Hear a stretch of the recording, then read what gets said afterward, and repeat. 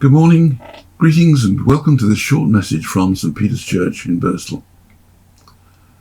A piece of news that caught my attention this week was about some new research at Canterbury Cathedral, and that's shown that some of the stained glass windows there may be among the oldest anywhere in the world.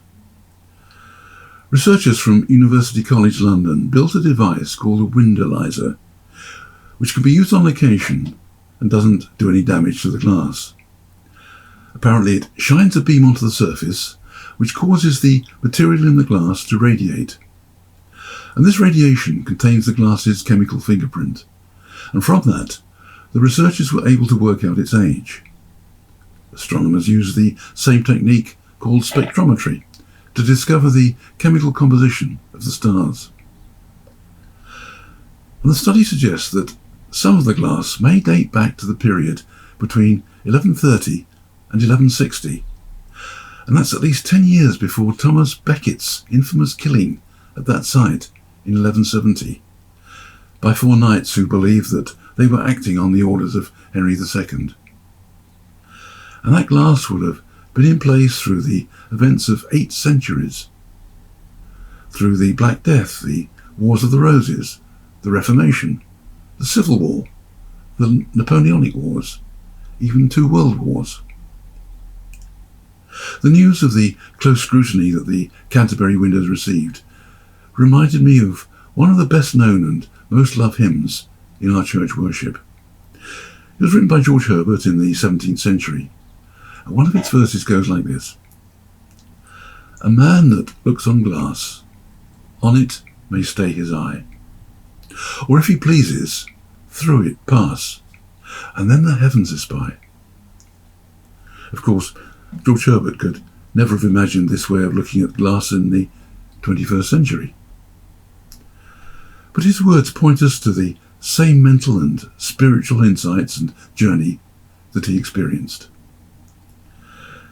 In the light of the scientific discovery, we could just visit the cathedral and do more than look at the glass and wonder at the skill and craftsmanship of those men in the 12th century, and then be amazed at how it survived over 800 years.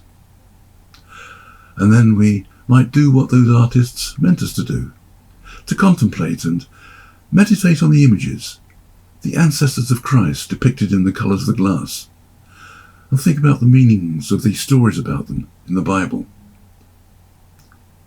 George Herbert, though, goes further. He reminds us that rather than just dwell on the physical glass and the images, we can look through and beyond and focus on heaven and the eternal God who's unchanging through all the upheavals of our earthly life. And for that, of course, we don't need an ancient stained glass window. Herbert's message is a prayer that God may teach us to see him beyond and through all the everyday things and experiences of life, and whatever it is that we do, to do everything for his sake. When we do, though the task in hand may never be so mundane and apparently unimportant, our work will be turned to gold.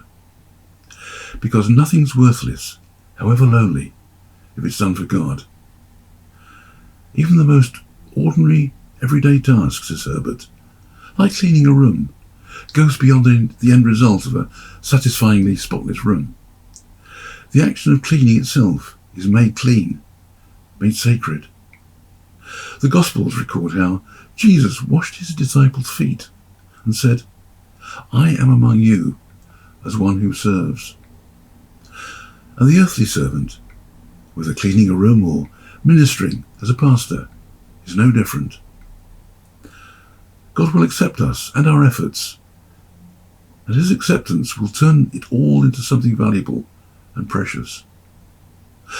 So as George Herbert, in the opening verse of the prayer, wrote, "Teach me, my God and King, in all things thee to see, and what I do in anything, to do it as for thee." Amen.